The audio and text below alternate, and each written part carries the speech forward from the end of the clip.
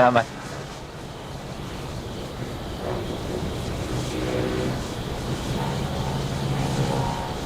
Ano na naman? Nakatitig ka na naman sa hot and sexy body ko, no?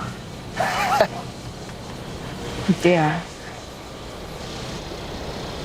Alala ko lang kasi yung peklat mo sa balikat. Eto. Oo nga. Alala mo yun, yung sa punong mangga, no? Lakas ng hulog ko to, kaya nangyari to eh. Nag-sorry na ba ako sa'yo? Sorry? Bakit naman? Eh kasi, naalala ko, parang kasalanan ko yun eh. Kasi nag-crave ako ng mangga, tapos pinilit kitang umakyat. Eh alam ko namang takot ka sa heights. Tapos yun, nahulog ka. Para sa'yo naman yun. Yun na nga eh. Parang ang dami mo nang nagawa para sa akin.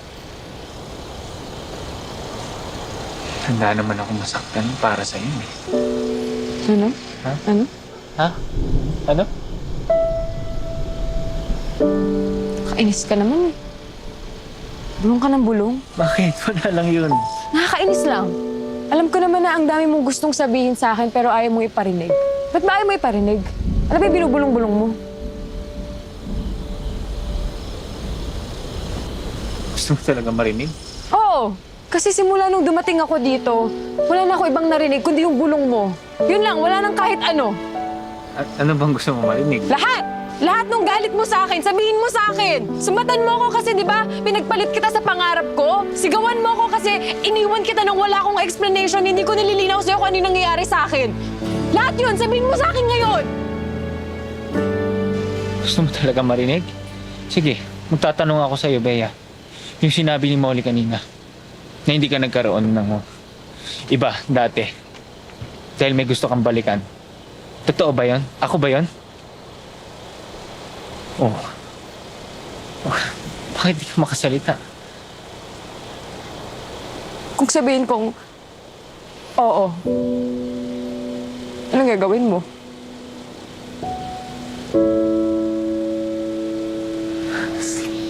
Ano ba?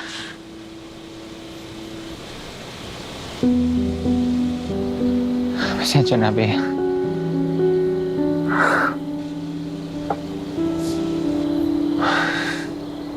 Hindi ka nga nang humingi ng sorry sa ginawa mo sa akin.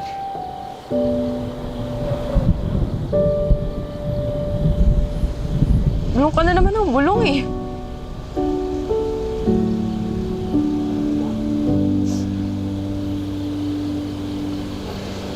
Ang sabi ko, na hindi ka man lang humingi ng patawad sa pangiiwan mo sa akin.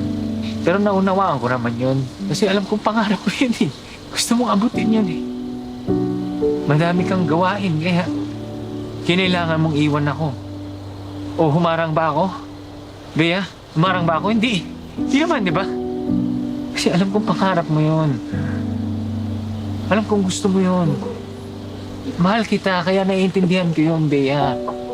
At alam ko kapag natupad mo na yun, babalik ka dito sa atin. Nang buo ka na.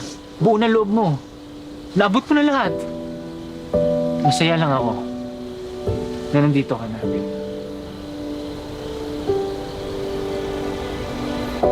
O sige, ako naman ang magtatanong sa'yo ngayon. Kung balik ka ba dito? Dahil para sa farm lang? O dahil gusto mo rin akong balikan?